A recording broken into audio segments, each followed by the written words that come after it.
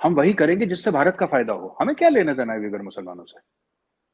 हम उनके चाचा लगे, हम उनके मामा लगे हैं। चाइना गेम खेल रहा है, it is not playing against India, it is playing against America.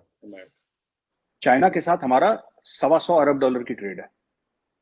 दुनिया का कौन सा ऐसा मुसलमान मुल्क है जो उनके लिए आंसू बहा रहा है, जो लड़ रहा है चाइना से?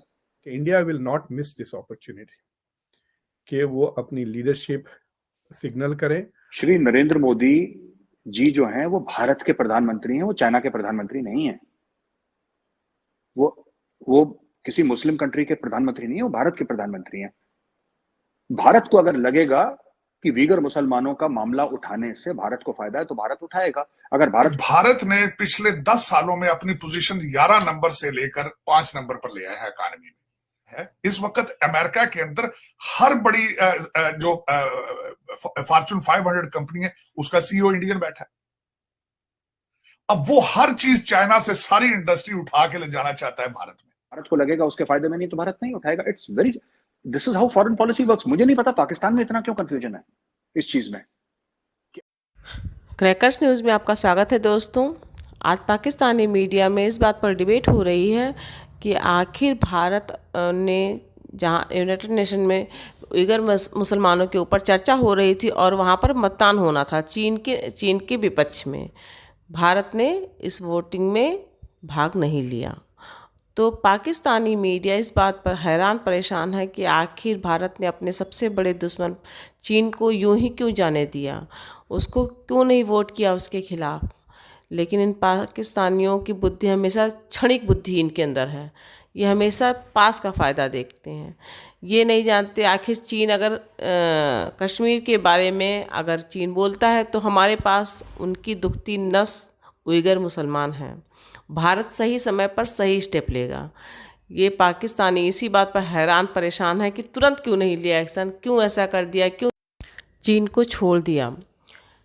दोस्तों इसी बात पर इंटरेस्टिंग डिबेट चल रही है, तो एंजॉय करते हैं इस वीडियो को। और दोस्तों आपसे एक रिक्वेस्ट है कि अगर आपको हमारा कंटेंट पसंद आ रहा है तो प्लीज़ हमारे चैनल को सब्सक्राइब करें और इस वीडियो को लाइक करें। Thank you.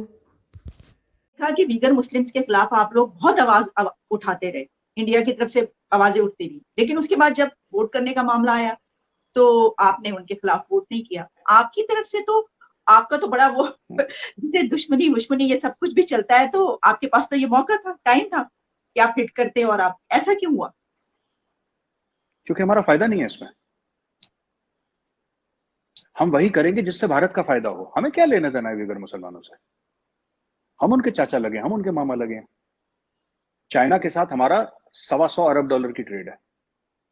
दुनिया का कौन सा ऐसा मुसलमान मुल्क है जो उनके लिए आंसू बहा रहा है, जो लड़ रहा है चाइना से?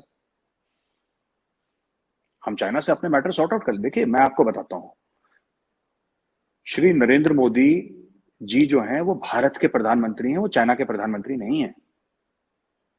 वो किसी मुस्लिम कंट्री के प्रधानमंत्री नहीं है, वो भारत के प्रधानमंत्री हैं। भारत को अगर लगेगा कि वीगर मुसलमानों का मामला उठाने से भारत को फायदा है तो भारत उठाएगा। अगर भारत को लगेगा उसके फायदे में नहीं तो भारत नहीं उठाएगा। It's very, this is how foreign policy works. मुझे नहीं पता पाकिस्तान में इतना क्यों कंफ्यूजन है इस चीज में कि आप इस तरफ, वहां पे तो मुझे लगता है पर्सनालिटी बेस्ड बड़ा मामला है, कि पर्सनल लाइक्स एंड डिसलाइक्स का बड़ा मामला है कि कि ये है। हम नहीं करेंगे वीगर मुसलमानों का। जब हमें ठीक लगेगा तब हम वीगर मुसलमानों की बात कर लेंगे। जिस दिन कश्मीर पे मुंह खोला चाइना ने, इधर यहाँ पे वीगर मुसलमानों का एम्बेसी खुल जाएगा नई दिल्ली में, जिस दिन कश्मीर पे मुंह खोला। कहानी खत्म। चाइना से, जिसकी जो अभी कुछ अर्सा पहले जो बॉर्डर्स पे होता रहा इंडिया और चाइना के, इसके बावजूद उनके साथ आपकी ट्रेड भी हो रही है, उनके साथ आप उनके खिलाफ वोट भी नहीं करेंगे, और यानी ये कि आपके ताल्लुकात फिर भी बेहतर है। लेकिन पाकिस्तान और इंडिया के ताल्लुकात उससे भी गए गुजरे हैं, वो ठीक नहीं हो सकते क्या? पाकिस्तान को किसी ने मारा नहीं, पाकिस्तान ने खुद को चोट पहुंचाई है। मैं आपको बताता हूं, जैसे मैंने आपको एग्जांपल दिया, भारत के साथ रिलेशनशिप पाकिस्तान ने खराब करे, भारत ने खराब नहीं करे। आप किताबें पढ़िए, 19 मैं आपको भेजता हूं वो किताब, मेरे पास पीडीएफ पड़ी है, मैं आपको व्हाट्सएप कर दूंगा। पाकिस्तानी जनरल अकबर खान लिखता है कि मैंने फौजें भेजी थी भारत के अंदर 1947-48 कश्मीर के अंदर। ठीक है, आप फ्रेंड्स नॉट मास्टर्स पढ़िए, अयूब खान की। आप परवेज मुशर्रफ की in the line of fire पढ़िए, आप मिलिट्री आर्काइव्स पढ़िए, नेशनल आर्काइव्स पाकिस्तान के ज़िया-उल-हक के बारे में।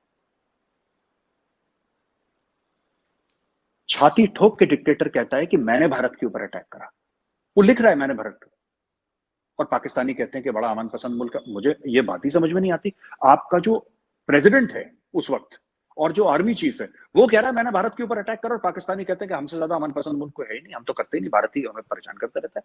अयूब खान खुद कह रहा है, परवेज मुशर्रफ कह रहा है कि मैंने कारगिल पे अटैक करवाया, परवेज मुशर्रफ कह रहा है कि मैं एक दिन लाइन ऑफ कंट्रोल पार करके इंडिया में रहकर आया अपने ट्रूप्स के साथ, मेरे नदर्न लाइट इन्फेंट्री के ट्रूप्स थे। कोई इंडियन जनरल नहीं है, ये पाकिस्तानी प्रेसिडेंट रह चुका है आदमी, ये पाकिस्तान का आर्मी चीफ रह चुका है, वो कह रहा है कि मैंने लड़ाई लड़वाई।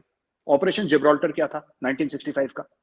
कश्मीर में बहुत पाकिस्तान का इंटरफेरेंस है। ये जो फ्रीडम फाइटर कश्मीरी कहते हैं ना पाकिस्तानी की फ्रीडम फाइटर, ये कुछ नहीं है, चोर उचक्के हैं, क्रिमिनल्स हैं ये, और उनको मार मार के हमारी सिक्योरिटी फोर्स ने दुम्बा बना दिया इनका। ठीक है, अब ये बिल्कुल शांत हो गए हैं। और दो चीजें होती हैं आलिया जी, इंटेंट और कैपेबिलिटी। इंटेंट यानी कि आपकी नीयत, और कैपेबिलिटी यानी कि आपकी काबिलियत। पाकिस्तान का आज की तारीख में इंटेंट तो है लेकिन कैपेबिलिटी नहीं है। जिस दिन कैपेबिलिटी बन गई ना, इंटेंट तो रातों रात बदल जाता है। आज की तारीख में लाइन ऑफ कंट्रोल शांत है, पिछले 2-2.5 साल से शांत है। पाकिस्तान को जो भी प्रॉब्लम हो रही है वेस्टर्न बॉर्डर्स में हो रही है। एक जमाने में बोल दिया कि साहब यहाँ पे 24-25 कॉन्सुलेट्स हैं इंडिया के और एम्बेसी है, और वहां पे टीटीपी आती है और इंडिया फंड करता है और रॉ के लोग हैं, फलाना ढिमका दुनिया भर के। अब तो नहीं है वो, लेकिन फिर भी खुद का पाला हुआ बनाया हुआ तालिबान इनके खिलाफ हो गया। ऐसे मेरा ये कहने का मतलब है अली जी कि आप इसको ना थोड़े से अलग तरीके से देखिए। आज की तारीख में पाकिस्तान में इकोनॉमिक क्राइसिस आ रखा है, पॉलिटिकल अनसर्टेनिटी है। जिस दिन अमेरिका को दोबारा अफगानिस्तान में जाना हुआ, जिस दिन अमेरिका कहेगा कि हमें दोबारा अफगानिस्तान में जाना है और ये लो $10 बिलियन का चेक, कश्मीर में दोबारा टेररिज्म शुरू हो जाएगी। Kashmir is directly related to Afghanistan and the west's interests in Afghanistan. This is part of the great game. Pakistan अगर आज अमन की बात कर रहा है तो इसलिए नहीं कर रहा क्योंकि उनके दिल में अमन है, आज इसलिए अमन की बात कर रहा है क्योंकि आज पाकिस्तान कुछ कर नहीं सकता। जिस दिन पाकिस्तान में कैपेबिलिटी आ गई, ये लश्कर और जैश वाले दोबारा दंदनाते फिरेंगे कश्मीर में, लोगों को मारेंगे। This India knows very well, ये हो चुका है पास्ट में, हमें पता है। देखिए हम आप इस एजम्पशन पे आप ताल्लुकात बेहतर नहीं करेंगे? हाँ, इसको इस तरह लें? यस, यही सच है। ये जो अजम्पशन है हमारा इंटेंट और कैपेबिलिटी वाला, इस अजम्पशन पे ताल्लुकात खत्म हो रखे हैं। ये आपने बिल्कुल जिसको कहते हैं you hit the nail on the head. It is this assumption that Pakistan आज की तारीख में पाकिस्तान अमन नहीं चाहता। अमन पाकिस्तान की आज की तारीख में मजबूरी है क्योंकि पैसा नहीं है, पॉलिटिकल इंस्टेबिलिटी है, इकोनॉमिक कलैप्स के कगार पे खड़ा है पाकिस्तान। जिस दिन अमेरिका ने $10 बिलियन का चेक काट दिया और अफगानिस्तान में अमेरिका आ रहा, उस दिन फिर लश्कर जैश